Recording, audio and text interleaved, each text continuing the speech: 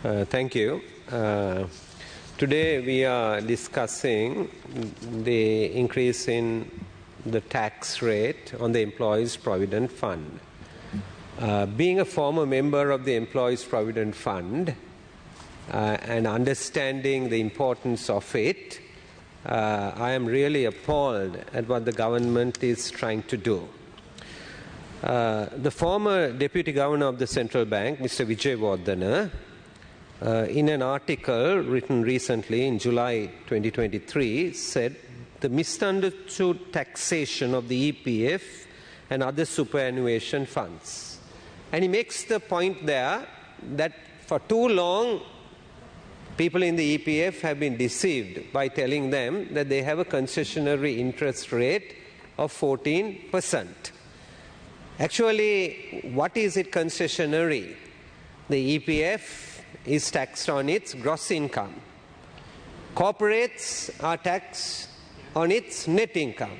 So we have revenue, we have cost, we have qualifying payments, and after that only actually we are being taxed. But the EPF is taxed on its gross income.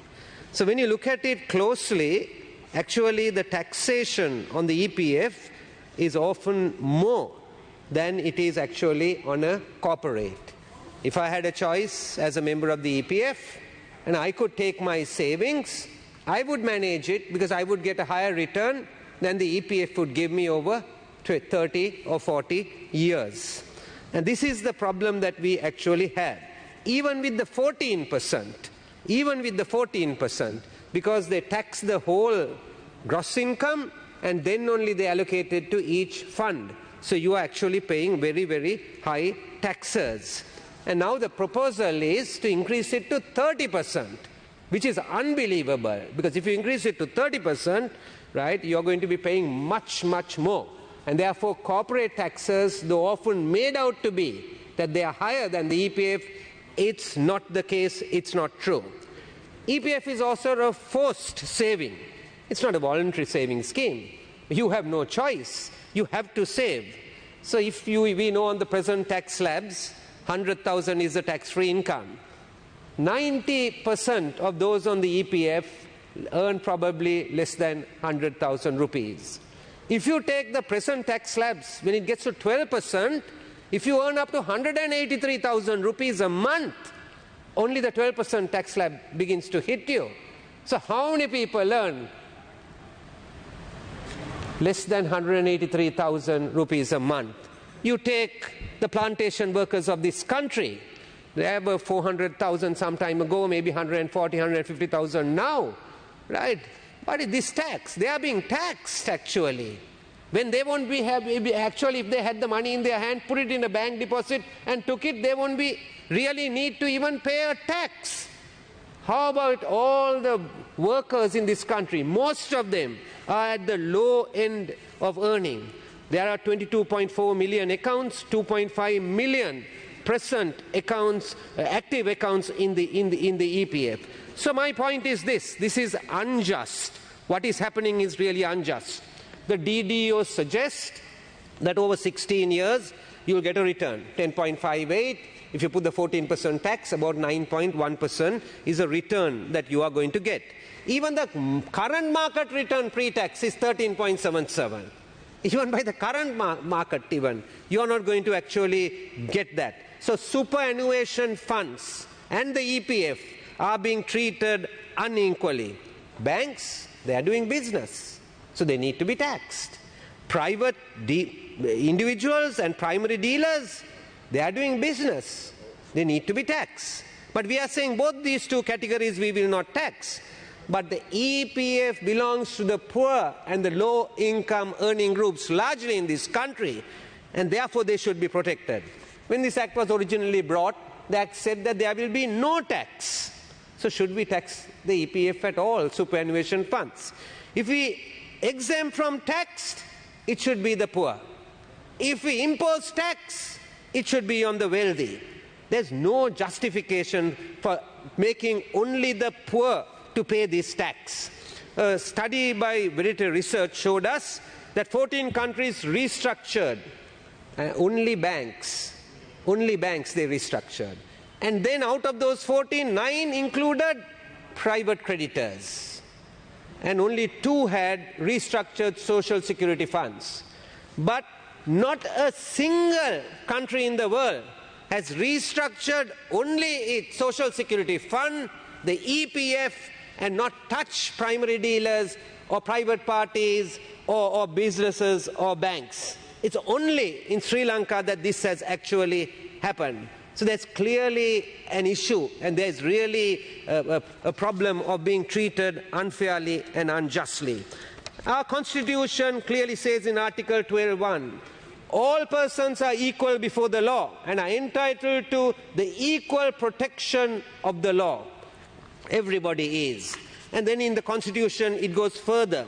In principles of state, directive principles of state policy, 27, in Article 27(1), it says, the directive principles of state policy herein contained shall guide Parliament, the President and the Cabinet of Ministers in the enactment of laws and the governance of Sri Lanka for the establishment of a just society. I'm going reading further, the equitable distribution among all citizens of the material resources of the community and the social products so that the best to subserve the common good or the common interest. It goes on further. In Article 7 there, in 27(7), it says the state shall eliminate economic and social privilege and disparity and the exploitation of man by man or by the state. It says the state shall ensure that the operation of the economic system does not result in the concentration of wealth and means of production to the common detriment. 9 says the state shall ensure social security and welfare. And that is why we say this is unjust. අද මෙතන පාර්ලිමේන්තුවේ අපි සාකච්ඡා කරන්නේ සේවක අර්ථසාධක අරමුදලේ බද්ද 114 ඉඳලා 130කට වැඩි කිරීමයි. ඇත්තටම 114ත් අසාධාරණයි. මොකද 114 බද්ද රඳා පවතින්නේ දල ආදායම, ග්‍රොස් ආදායම උඩයි. ඒක ඇවිල්ලා සුද්ධ ආදායම උඩ නෙමෙයි. කොම්පැනියක් සාමාන්‍යයෙන් ඒගොල්ලන්ගේ ආදායම බලනවා, වියදම බලනවා, ක්වොලිෆයින් පේමන්ට්ස් බලනවා, අඩු කරලා තමයි ඒ අයගේ 130 හරි කීය හරි යොදවන්නේ. ඒතකොට එහෙම සසඳලා බලපුවාම ඇතර විශාල අසාධාරණයක් සිදු වෙලා තියෙනවා. විශේෂයෙන්ම අර්ථසාධක අරමුදලේ 114ත් වැඩි අර ව්‍යාපාර ගෙවනවට වැඩිය 114ත් වැඩි. ඒතකොට ඒක 130කට වැඩි කරනවා කියන්නේ හිතන්නවත් බැලි අසාධාරණයක් වෙන්නේ. මේ අර්ථසාධක අරමුදලට මිනිස්සු දාන්නේ කැමැත්තෙන් නෙමෙයි. මේක කොහොමත් ස්වේච්ඡාවෙන් දාන එකක් නෙමෙයි. මේක නීතියෙන් බලයෙන් කොහොමත් කළ යුතු දෙයක්. ඇත්තටම බැලුවොත් අපේ අඩු ආදායම් ලාභීන් වතුකරේ සිටින ජනතාව ඒ අයට වෙන අසාධාරණය. මොකද අද ගත්තොත් ටැක්ස් ෆ්‍රී ස්ලැබ් එක ලක්ෂයක් වෙනවා. කවුද ලක්ෂයක් හම්බ කරන්නේ? වතු වලයි අපේ සාමාන්‍ය සේවකයෝ මේ රටේ හම්බ කරන්නේ නැහැ. ඒගොල්ලන් ටැක්ස් එකක් වදින්නේ නැහැ. බැංකුවකට ඩිපොසිට් එක දාලා ඒකේ ඉන්ට්‍රස්ට් එක අරගෙන පොලිය අරගෙන ඒකට ටැක්ස් එකක් වදින්නෙත් නැහැ. හැබැයි EPF එක හරහා ඒ ටැක්ස් එක වැදෙනවා. ඒක තමයි අපි කියන්නේ මේකේ විශාල අසාධාරණයක් තියෙනවා කියලා. DDO එකෙන් කිව්වා අපි මේ අවුරුදු 16කට දැම්මොත් එකඟ වුණොත් ඒ කියන්නේ බැඳුම් කර අරගෙන EPF එකේ ඒක නැවතත් ප්‍රතිව්‍යුහගත කරන්න එකඟ වුණොත් after tax return එකක් ඒ කියන්නේ ටැක්ස් එක ගෙවුවට පස්සේ 9ක් ලැබෙනවා කියලා. අදත් ලැබෙනවා. අද මාකට් එකට ගියොත් ප්‍රී ටැක්ස් රිටර්න් එක 13.77යි. ඉතින් මේක විශාල අසාධාරණයක්. මෙතන අසමාන සැලකීමක් තියෙනවා. බැංකුවක් අනිවාර්යෙන්ම අපි ආරක්ෂා කළ යුතුයි. අපි කතා කරන ආරක්ෂා කරන්න එපා කියලා නෙමෙයි. අපි කියන්නේ හැමෝම එක හා සමානව සලකන්න කියලා. ඒතර බැංකුවක් කරන්නේ ව්‍යාපාරයක් බිස්නස් එකක් කරන්නේ ලාභයක් හොයන්න. පුද්ගලයන් ගත්තත් ප්‍රයිමරි ඩීලර්ස්ලා ගත්තත් ලාභයක්. ලාභ හොයන අයගෙන් ටැක්ස් එක ගත්තේ නැත්නම් කාගෙන්ද ටැක්ස් එක ගන්නෙ? අපි මොනවද මෙතන කරලා තියෙන්නේ? අර අසරණ පන්තියට පහරක් ගහලා තිනවා. අසරණ අයට පහර ගහලා තියෙන්නේ. අවුරුදු 30ක් 40ක් දිගටම සේවය කරලා ඒ අයගේ ඉතිරියට මේ ප්‍රශ්නය තියෙන්නේ. ඒ අයගේ ඉතිරියට අවුරුදු 30ක් වැඩ කළොත් අවුරුදු 30ක් විශ්‍රාම ජීවිතයක් ගත කරන්න වෙනවා. කවුද බලාගන්නේ ඒ අයව? අපි මොනවද මේ කරන්නේ? මේක විශාල අසාධාරණයක් කරලා තියෙන්නේ. ඇයි අනිත් අයටත් එක හා සමානව හැමෝම සලකලා නැත්තේ? මේ ප්‍රශ්නය තමයි, මේ ගැටලුව තමයි විශාල ලෙස තියෙන්නේ. අපේ ව්‍යවස්ථාවේ සඳහන් වෙනවා 27 වෙනි එකේ කියනවා නීතිය 27 එකේ කියනවා නීතිය පස්සඳලීම හා ක්‍රියාත්මක කිරීමද නීතියේ රැකවරණයද සර්ව සාධාරණ විය යුතුයි කියලා කියනවා.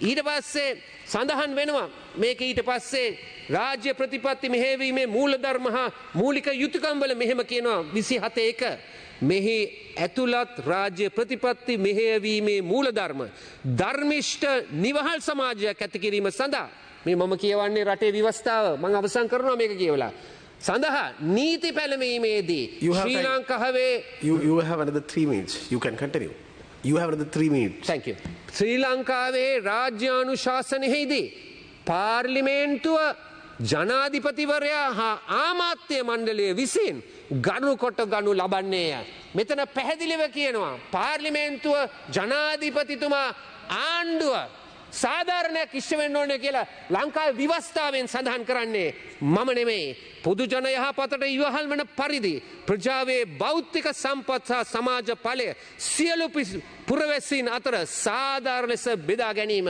ඒකේ 8 කියන 24 වෙනි පරිච්ඡේදයේ 27 8 කියනවා ආර්ථික ක්‍රමය ක්‍රියාත්මක වීමේදී ධනය හා නිෂ්පාදන මාර්ග පොදු ජනතාවට හානි වනසේ ඒක රාශි නොවන බවට රජය වග බලාගත යුතුය. 9 කියනවා සමාජ සුරක්ෂිතභාවය හා සුබ සාධන ඇති කිරීමට රජය වග බලාගත යුතුයි කියලා. රජයට විශාල වගකීමක් තියෙනවා. ඉතින් අපි ඇත්තටම මෙතන අද සඳහන් කරලා තියෙන්නේ මේක අසාධාරණයක් කියන එකයි සඳහන් කරලා තියෙන්නේ. ඉතින් අපි රජයෙන් ඉල්ලනවා මේක කරන්න එපා කියලා. අපේ අර කිව්වා වගේ වෙරිට රිසර්ච් එකේ කිව්ව රටවල් 14ක් ඒගොල්ලෝ පරීක්ෂා කරලා තිබුණා. මේ රටවල් 14 බැංකු ඔක්කොම ඒ අය ප්‍රතිව්‍යුහගත කරලා තිබුණා. 9ක් ඒකට ඇතුළු කරලා තිබුණා. පුද්ගලික ණය හිමියන් ඇතුළු කරලා තිබුණා.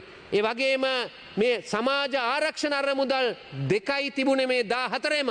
හැබැයි එකම රටක්වත් ලෝකේ සේවක අර්ථසාධක අරමුදල පමණක් ප්‍රතිව්‍යුහගත කරලා අසාධාරණයක් ඉෂ්ට කරලා නැහැ. එකම රටකවත් සේවකයන්ට මුල් තැන දීලා තියෙනවා. අඩු ආදායම් ලාභීන්ට මුල් තැන දීලා තියෙනවා. දුප්පත් අයට මුල් තැන දීලා තියෙනවා.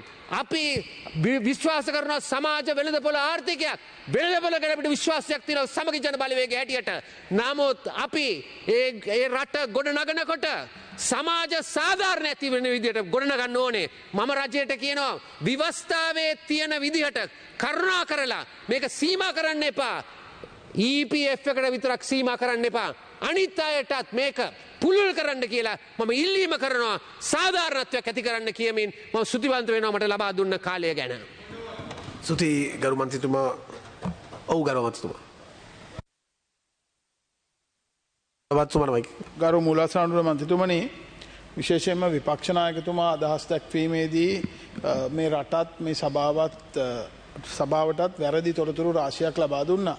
මම ඒක නිවැරදි කිරීමක් කළ යුතුයි. මම විශ්වාස කරනවා ඉරාන් මන්ත්‍රීතුමත් ඒ වගේම හර්ෂ මන්ත්‍රීතුමත් මම මේ කියන කාර්යය වගේම කබීර් හෂිම් මන්ත්‍රීතුමත් මේ කාරණය පිළිබඳ අවධානය යොමු කරයි කියලා. විශේෂයෙන්ම 2021